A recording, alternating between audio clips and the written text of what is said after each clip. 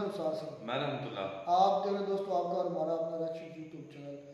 तो चलते दोस्तों आज की वीडियो खान सर की है, इंडियन कनाडा रिलेशन ट्रेनिंग दरोगा। ओहो अच्छा, वो उनका कोई कोर्स होगा ना दरोगा का। चलें, इंडियन कनाडा रिलेशन किस तरह के हैं, क्या अभी किस समत में जा रहे हैं, खान सर इस पर क्या बोलते हैं, किसका कसूर है, क्या वाकई मुलव्वस है इंडिया निज्जर के हत्या में कि नहीं, देखते हैं वीडियो कुछ बात करते हैं। जय हिंद। देखिए, निज्जर की हत्या के बाद वैसे ही भारत और कनाडा के रिश्ते खराब चल रहे थे, अभी कई ऐसे मोड़ आए जिसमें और भी भारत और कनाडा के रिश्ते खराब होते चले गए। और दूसरी सूचना देखेंगे हम लोग कि बीपीएससी वाले बैच के बच्चे जो ऑलरेडी दरोगा सेलेक्टेड है उनके लिए नेक्स्ट बैच में उनका अलग सेपरेट बैच बना के उनके लिए क्या क्या किया जाएगा। तो पहले समझते हैं। देखिए, निज्जर की हत्या कर दी जाती है, इसके लिए कनाडा बहुत भड़कता है क्योंकि भारतीय, इनका कहना है कि ये भारतीय मूल के थे लेकिन कनाडा के नागरिक थे, इनकी हत्या में भारत का साथ है। इन्होंने बताया था यहाँ पे, जबकि उसी दौरान एक गुरुपतवंत सिंह पन्नू एक बड़ा कंट्रोवर्शियल बयान आता है और इसकी एक असैसिनेशन की एक नाकाम कोशिश होती है, जिसमें होता क्या है कि एक हिटमैन हायर किया जाता है जो ऐसा पता चलता है कि वो अमेरिका का ही एफबीआई का एजेंट था जो सारी बातें बता देता है। जब इसकी जांच होती है तो ऐसा कनाडा और अमेरिका का कहना है कि निखिल गुप्ता नाम के एक व्यक्ति ने पैसे देकर मर्डर कराने की कोशिश की थी, लेकिन जिसको पैसे दिए गए थे वो एफबीआई का एजेंट निकला था। यहाँ पर निखिल गुप्ता की गिरफ्तारी चेक गणराज्य से कर ली जाती है और इसके बाद पता चलता है कि कोई विकास यादव नाम का कोई व्यक्ति के बारे में इनकी जांच में पता चलता है। तो अमेरिका और ने अपने एफबीआई में मोस्ट वांटेड में डाल दिया है विकास। क्या चीज़ है? मर्डर के लिए है, मर्डर के लिए हायरिंग करने के लिए, कॉन्स्पिरेसी के लिए, मनी लॉन्ड्रिंग के लिए। अब इनके 3 फोटोज यहाँ अवेलेबल है। ऐसा कहा जाता है कि ये पहले फॉर्मर रॉ एजेंट भी रह चुके थे। भारत का कहना है कि अब ये रॉ एजेंट में नहीं है, फिलहाल दिल्ली पुलिस के गिरफ्त में है। ये सारी घटनाओं के बाद कनाडा, अमेरिका और ये सब एक हो गए और भारत को कहने लगे कि ये घटनाएं भारत के लिए, भारत सही नहीं कर रहा है। भले ये अमेरिका के, भले ये जापान पे परमाणु बम गिरा दे, ये सही कर रहे हैं। पूरा इराक उड़ा दिए, वो सही है। पूरा सीरिया उड़ा दिए, वो सही है। 1 साल से Hamas, Israel, Lebanon, Iran, Yemen चल रहा है, वो सही है। यूक्रेन में लड़ाई हो रहा है, वो सही है। वियतनाम पे 27 करोड़ बम गिरा दिए, वो सही है। लेकिन भारत अपना चुपचाप टुकड़ा करा ले, ये यही चाहते हैं। अभी भी जिनको लगता है कि यूरोप वाले हमारे दोस्त हैं, अभी भी अपनी आंखें खोल के देख लीजिए, आपको पता चल जाएगा क्या है। कनाडा के राष्ट्रपति आते हैं और भारत पे एलिगेशन लगाना चालू करते हैं और इन्होंने जांच जो किया उसमें भारतीय राजदूत का भी नाम जोड़ दिया। और भारतीय राजदूत का नाम जोड़ दिया कि ये लोग भी इस हत्या के आरोप में या फिर इस कंस्पिरेसी में ये लोग शामिल थे। और इनकी विदेश मंत्री कहती हैं कि हाँ, इनके ऊपर हम उचित कार्रवाई करेंगे। भाई विदेश मंत्री, आप फाउंडेशन क्लास कीजिए, हम आपको क्लास में बता देंगे कि वियना संधि के तहत किसी राजदूत के ऊपर कार्रवाई नहीं की जा सकती। वहां की पुलिस भी कह रही है, सब क्लास वलास नहीं किया है सब यहाँ पर, जिसके ऊपर एफआईआर कर देगा सब। यहाँ पे वियना संधि के तहत किसी राजदूत के ऊपर एफआईआर नहीं किया जा सकता है। लेकिन इस घटना, केवल नाम दे जाने की वजह से भारत इसका विरोध दिखाते हुए अपने राजदूत को वापस बुला लेते हैं और कहते हैं कि कनाडा से अब रिश्ते एकदम खराब होने के कगार पे पहुंच गए हैं। और यहाँ राजदूत होता है, किसी भी 2 देशों के बीच संबंध को राजदूत ही स्थापित करता है। जब राजदूत एम्बेसडर ही नहीं रहेगा तो कोई आदान प्रदान बातों का नहीं हो पाएगा। लेकिन ट्रूडो चुनाव जीतने के लिए किसी भी हद तक जाने के लिए तैयार है यहाँ से। तो कनाडा ने अपने राजदूत वापस बुला लिए, कनाडा से हम लोग ने राजदूत वापस बुला लिए हैं। और जो कनाडा के राजदूत भारत में थे उन्होंने भी कह दिया कि जाओ भैया, तुम लोग का यहाँ कोई काम नहीं है। भारत ने अपने राजदूत को वापस बुलाया तो अमेरिका और वेस्टर्न मीडिया है वो ये छाप रहा है कि कनाडा ने वापस भगा दिया। अरे हम लोग वापस बुलाए हैं, नहीं बुलाए हैं, कोई भगाया नहीं है। और हमारे देश में जो न्यूज चैनलों पे विस्कन्याएं हैं उनकी उतनी पहुंच नहीं है। अभी ये लोग, हाँ आप बताइए, 4 गो बकलोल को बैठा के, हाँ आप क्या कहना चाहते हैं, आप क्या कह देते हैं, ना खर ना पतवारो जनेन प्रधान। तो हमारे मीडिया में क्या होता है, यही सब चीजें तो हो रही हैं हमारे यहाँ पे। हमारी मीडिया के पहुंच इंडिया के बाहर है ही नहीं है। और पूरा दुनिया चौपट हो जा रहा है। न्यूज सुन के देखिएगा तो ऐसा लगेगा आप सिंगापुर में बैठे। तो हमारी मीडिया नहीं पहुंच पा रही है और भारत की वहां बाहर में बड़ा छवि खराब कर रहे हैं सब यहाँ पे। हालांकि ऐसी घटना एक बार और हुई थी 2013 में। देवयानी खोबरागड़े को वहां की पुलिस ने अरेस्ट कर लिया था। हमारी राजदूत थी यहाँ पर देवयानी खोबरागड़े, उन्हें अरेस्ट नहीं करना चाहिए था वियना कन्वेंशन के हिसाब से, लेकिन बावजूद उन्हें अरेस्ट कर लिया था। आप समझिए राजदूत का पावर क्या होता है कि राजदूत को अरेस्ट नहीं कर सकते। अच्छा, इन लोग की हिपोक्रेसी देखिए। ईरान का राजदूत बैठा था सीरिया में, ईरान का राजदूत सीरिया में बैठा था, इजराइल ने बम गिरा दिया, तो भाई इजराइल ने बम गिरा दिया, ये अपने सेफ्टी के लिए कुछ भी कर सकता है। तो भाई जब इजराइल को अधिकार है अपनी सेफ्टी का करने के लिए, तो भारत को क्यों नहीं अधिकार है अपनी सेफ्टी के लिए काम करने के लिए? तो लेकिन भारत के लिए ये लोग नियम लगाते हैं, ये मतलब इनका अपना है, या अंग्रेजों के लिए कोई नियम नहीं होता है यहाँ पर। अब ये सब अपना एक ग्रुप बनाए हैं सब, 5 आईज, 5 देश मिलके 5 आईज बनाए हैं सब, कि मतलब कुछ भी होगा हम लोग थुथुर पे लाठी रोक लिया जाएगा, हाँ हाँ हाँ हाँ करके चिल्लाएंगे हम लोग, एक ही जगह हो जाएंगे लोग, 5 लोग मिलकर। कौन है भैया? कनाडा, अमेरिका है यहाँ पर इस एरिया में, ऑस्ट्रेलिया, न्यूजीलैंड है, और ये ब्रिटेन है यहाँ पर। यही मोदी जी गए थे तो मोदी जी को बॉस कहा गया था। भारतीय मीडिया देख लो यहाँ पर, अभी बॉस कह रहा था, अभी भारत से कह रहा है कि नहीं, कनाडा से संबंध अच्छे करने चाहिए, भारत को अपनी छवि सुधारनी पड़ेगी, भारत को अपने काम करने के तरीके बदलने पड़ेंगे, यही वाले हैं सब यहाँ पर। तो ये 5 आईज एक हो गए हैं सब, और भारत को नसीहत दे रहे हैं सब। अब कनाडा में ये सारा चीज इलेक्शन की वजह से हो रहा है। अब समझिए कनाडा की जो डेमोग्राफी देखते हैं हम लोग यहाँ पर, तो कनाडा की अगर आप टोटल आबादी देखेंगे उसमें तो लगभग 4 करोड़, 3.25 करोड़ के आसपास आबादी मिलेगी। इस आबादी में सबसे ज्यादा प्रतिशत ईसाइयों का है, उसके बाद हिंदू के 2.5% है, और ये सिख जो है, ये सिख लगभग 2% है। अब जस्टिन ट्रूडो चाहते हैं कि ये सिख पॉपुलेशन उन्हें वोट करे, हालांकि वहां पर हिंदू 2.5% है, मुस्लिम 5% है, तो ये वो चाहते हैं कि उन्हें सिख का समर्थन मिल जाए। अब यहाँ जो पार्टीज को देखा जाएगा अगर कनाडा में, तो कनाडा में संसद भवन में टोटल 338 सीट है, 338 यानी 338 में बहुमत के लिए आपको 170 चाहिए, आधा सीट यानी 170 सीट चाहिए, तब जाके बहुमत आएगा। तो 170 सीट के लिए यहाँ अलग अलग पार्टी हैं। जस्टिन ट्रूडो जो है उनकी लिबरल पार्टी 156 सीट है, तो 156 सीट पे ये सरकार नहीं बना सकते, 170 सीटों की जरूरत होती है, जबकि कंजर्वेटिव पार्टी के पास 118 है। तो दोनों लोगों के पास स्पष्ट बहुमत नहीं है, इसलिए इन्हें गठबंधन की जरूरत पड़ती है। अब ब्लॉक पार्टी के पास 32 सीट है, और न्यू डेमोक्रेटिक पार्टी के पास 24 सीट है। न्यू डेमोक्रेटिक पार्टी जो है ये खालिस्तानी सपोर्टर पार्टी है यहाँ पर, और इन्हीं के सपोर्ट से इनकी सरकार चल रही थी। जब इनका गठबंधन था तो इनके पास न्यू डेवलपमेंट पार्टी से, जब गठबंधन डेमोक्रेटिक पार्टी से था, तो इनके पास 180 सीटें थी गठबंधन की वजह से। तो 170 चाहिए, 156 इनका, 24 इनका, तो 180 हो जाता था। लेकिन अभी इनसे गठबंधन टूट गया, तो इन्हें मजबूरी में ब्लॉक से गठबंधन करना पड़ा। तो जब ब्लॉक पार्टी से किए तो 188 हो गया, यानी अभी तो जैसे तैसे इन्होंने सरकार बचा लिया जस्टिन ट्रूडो ने। लेकिन जब इलेक्शन है अगले साल, तो इलेक्शन में देखा जाएगा कि ये चाहते हैं कि ज्यादा से ज्यादा समर्थन मिले। लेकिन भारत के लोग ये ना सोचे कि सरकार बदल जाएगी और लिबरल पार्टी की जगह कंजर्वेटिव पार्टी आ जाएगी तो इन लोगों की चीजें चेंज हो जाएंगी। ऐसा चेंज नहीं होगा। ये लोग हमेशा से दूसरे हर देशों को, जैसे वो चाइना को बढ़ा रहा है, चाइना के बदले में इंडिया को तैयार कर रहा है। एक समय था इंडिया को काउंटर करने के लिए पाकिस्तान को तैयार कर रहा था, तो बहुत ज्यादा चेंजिंग नहीं आएगी। हाँ, लेकिन ट्रूडो के नहीं रहने से ये जो बदतमीजी हो रही है, तो ये बदतमीजी सुधर जाएगी यहाँ पर, क्योंकि ना कुछ चीजें जब ज्यादा आउट ऑफ कंट्रोल हो जाती हैं तो कंट्रोल करना बड़ा मुश्किल हो पाता है। तो जस्टिन ट्रूडो अगर नहीं रहते हैं तो थोड़ा बहुत कंट्रोल हो जाएगा यहाँ पर। हालांकि कंजर्वेटिव पार्टी से भी बहुत ज्यादा उम्मीद नहीं लगाया जा सकता है। अब भारत को इसके जवाब के लिए ब्रिक्स देशों को मजबूत करना चाहिए, क्योंकि ब्रिक्स में वही देश हैं जो कनाडा और अमेरिका की आंख में खटकते हैं। इंडिया है, चाइना है, रसिया है, ये मेन कंट्रोलिंग पावर है यहाँ पर ब्रिक्स देशों में।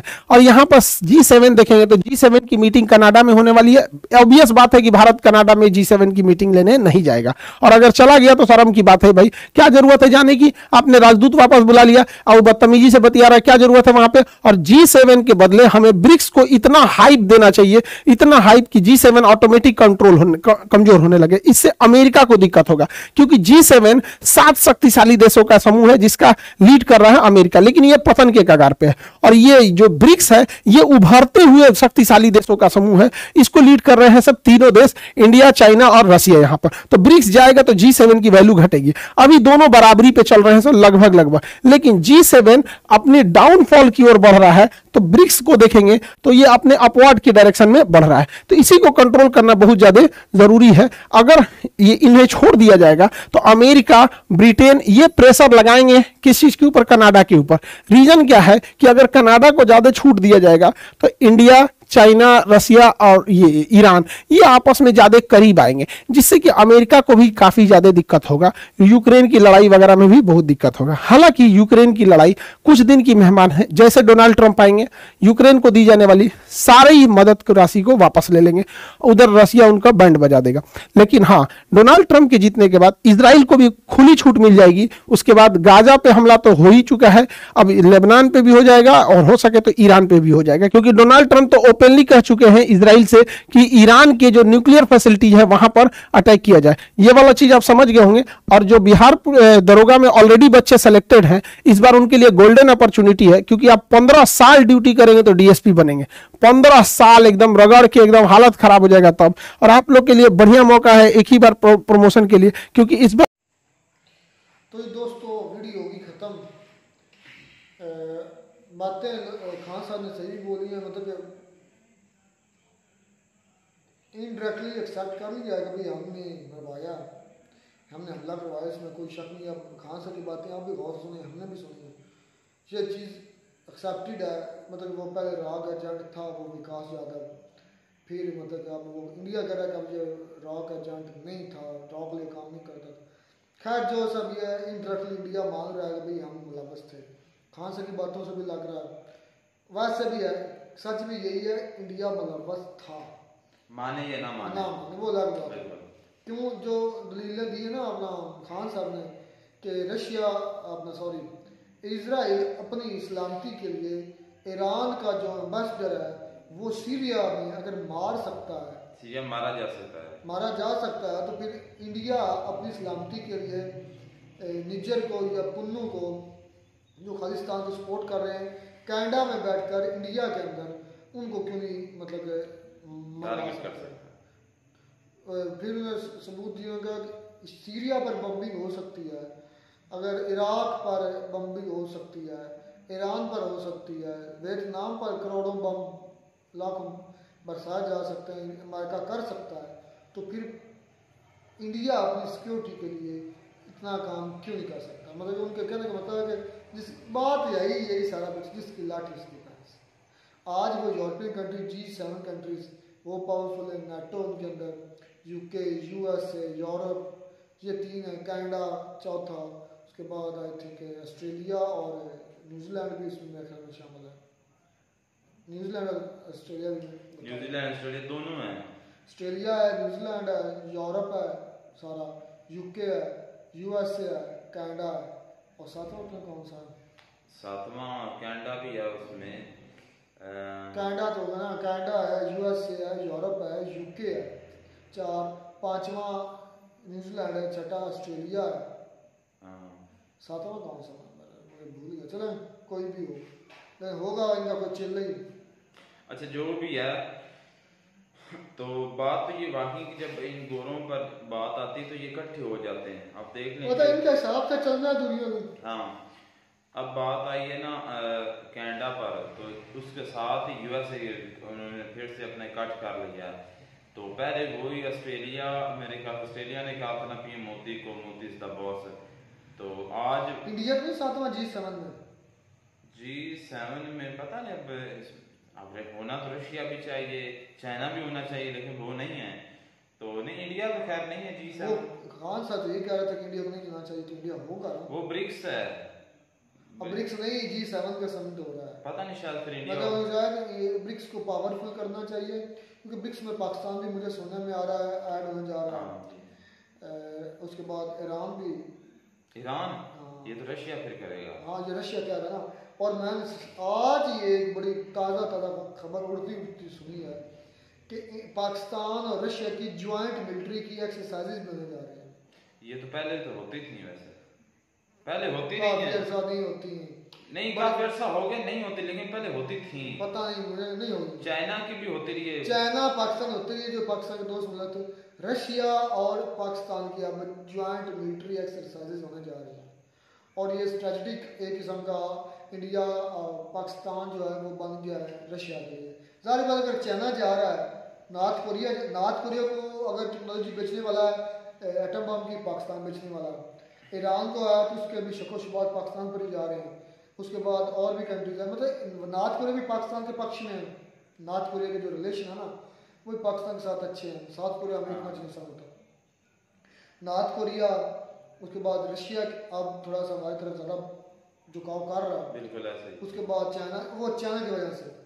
तो हालांकि रशिया ने वेलकम भी किया था, आपको शायद याद आएगा, पता मुझे इन्होंने किया था। सुपरमैन ब्रिक्स जो वो इधर दिखाया था एक नया सुपरमैन आने वाला पाकिस्तान, हम वेलकम करते हैं रशिया वगैरह। कभी हमारी गवर्नमेंट होती ना स्टेबल, को बंदे का पुत्र होता है वजीर आजम, तो फिर हमारी रिस्पेक्ट होनी थी, जैसे इमरान खान।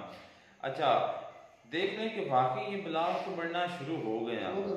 अब चाइना वो मुझे तो लगता है कि जो 12,000 सोल्जर नॉर्थ कोरिया के पहुंच चुके हैं रशिया के अंदर यूक्रेन के खिलाफ लड़ने के लिए।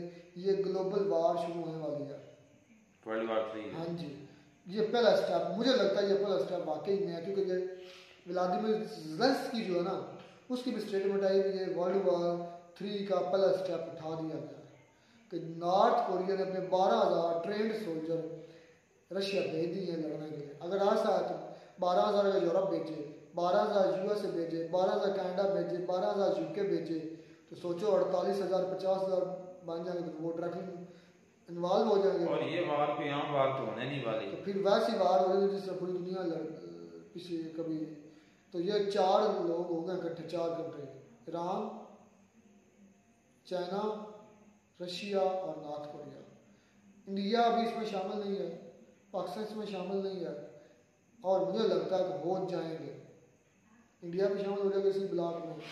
अच्छा चले वो जो होना वो तो एक ग्लोबल कह लें कि एक्टिविटीज़ हैं, वो तो चलती रहेंगी, काफ़ी चलती आ रही हैं। बात आ गई इधर खान साहब। अच्छा अपनी मरतबा जब खुद को कह लें कि मुश्किल पेश आई तो फिर मुंह से बड़ा कुछ उगले हैं बहुत ज़्यादा। अब किस तरह की एग्जांपल दी हैं कि जो यूके अपना सॉरी जो है यूएसए है या इसराइल है वो लेबनान पर क्या कर रहा है, फ़लस्तीन के साथ क्या कर रहा है, गजा में क्या कर रहा है, अब सारा कुछ याद आ गया है अपनी मरतबा। तो पहले कहते थे, लेकिन खान साहब ने खैर माना हुआ है, लेकिन बाद वीडियो में ये भी फिर भी कहते थे कि वो कर रहा है, वो अपने हक के लिए कर रहा है। तो आज आपने तो अगर वो हक के लिए कर रहा है तो आप इस तरह की एग्जांपल क्यों दे रहे हैं? फिर वो तो बनती नहीं जब अपने हक के लिए कर रहा है, मतलब जायज कर रहा है इसराइल। तो बात क्लियर की है मैं तो पहले मतलब कभी तो देखें कि जानते आप भी हकीकत है कि इसराइल जो है वो झूठा है और फलस्तीन जो है वो सच हक है। तो लेकिन आप पता नहीं क्या आपको को खास किस्म की उनके साथ कोई अट्रैक्शन है, कोई अब मैं लफ्ज नहीं बोलना चाहता, मेरी जुबान पे अब नहीं होगी, अब इंडिया किसी ब्लॉक में जाना पड़ेगा, बिल्कुल जाना पड़ेगा, या यूएसए ब्लॉक। वैसे जिस तरह के कह लें कि इंसल्ट की है ना पूरी दुनिया में, कनाडा ने इंडिया की इस तरह की शायद ही कोई हो इसके बाद किसी कंट्री की दूसरी कंट्री के साथ, मुझे बहुत कम होती इस तरह की, तो पाकिस्तान की भी नहीं हुई किसी कंट्री के साथ। वज़ीर आज़म की चेकिंग होती है एयरपोर्ट यार, डिप्लोमेट्स को निकाल देना यार, बिल्कुल डिप्लोमेट्स बड़ा है, वज़ीर आज़म बड़ा यार, वो पता है आपको वज़ीर आज़म किस जिस तरह का भी हो, वज़ीर आज़म तो था ना, वज़ीर आज़म के नाम की था यार, मुझे गुस्सा दिलाया करे, वज़ीर आज़म नाम का था पाकिस्तान वज़ीर आज़म ना, हाँ था वज़ीर आज़म, तो फिर चंद दिनों के लिए आया था, तो वो भी तो वज़ीर आज़म था जिसको डोनाल्ड ट्रंप खुद वेलकम करते हैं, उनके साथ मीटिंग करते हैं, बैठते हैं। ये एक शख्सियत का भी होता है ना। अब पीएम मोदी को सिर्फ पीएम मोदी को मोदी इज द बॉस का, इससे पहले जो आए हैं पीएम उनको तो नहीं कहा। तो ये एक शख्सियत पर भी कह लें कि डिपेंडेंट होता है कि आप किस तरह के होते हैं, आपका कैरेक्टर जो है वो लोगों को पता होता है। अब शहबाज शरीफ इनका भी इसका भी कैरेक्टर का पता है सभी लोगों को, मुख्तलिफ कंट्री की एजेंसियों को भी किस तरह का है, तो उसके मुताबिक उसको रिस्पेक्ट मिलेगी ना। तो खैर इंडिया के लिए कह लें कि हालात काफ़ी टाइट हो गए हैं। अब सबसे पहले मैं बात करता हूँ कि इन्होंने अपनी इंडिया की जितनी भी चारों तरफ कंट्री है ना, नेबर कंट्री, उनके साथ इनके सभी के तल्लुकात जो हैं वो बहुत ज़्यादा ख़राब हैं। और फिर कनाडा के साथ और फिर यूएस से हो सकता है कि सैक्शन भी वहाँ पर यहाँ पर लगा दे इंडिया को, मुझे तो ऐसा लगता है। लेकिन अगर लगाए ना फर्ज कर लें तो फिर इंडिया की तरफ से बहुत अच्छा कहने के मैसेज या रिस्पॉन्स जाना चाहिए कि अगर आप ऐसा करते हैं, आप अपने कह लें कि सिक्योरिटी के लिए करते हैं, अपने दिफा के लिए करते हैं, अगर हमने किया है तो आप हम पर सेक्शन लगाते हैं, तो यहाँ पर अगर इंडिया इनकार करता है तो मैं कहता हूँ कि सभी कंट्री को इंडिया के साथ जितनी उनको इकट्ठा होना चाहिए, यूएसए को मुंह तोड़ जवाब देना चाहिए कि तुम कौन होते हो मतलब कि लगाने वाले, तुम जो मर्जी चाहो, खुद जो मर्जी करते रहो, लेकिन हम करें तो तुम सेक्शन लगा देते हो। लेकिन ऐसा इंडिया करेगा नहीं, इतनी पावर नहीं है अभी तक इंडिया में, बिल्कुल अभी तक नहीं है। खैर आने वाले दिनों में आ जाए तो वो एक अलग बात है, अभी ये इंडिया बात नहीं कर सकता खुलेआम जैसे। तो चले खैर, अब अपने पाँव जले हैं तो पता चला। हाँ आपने बिल्कुल, क्योंकि अब पता चला ना ये क्या होता है कि अब मुझे तो यकीन नहीं आ रहा, खान सर की वीडियो में हंसी आ रही थी। चलो जी खैर, मिलते हैं नई वीडियो में, साथ गॉड ब्लेस यू।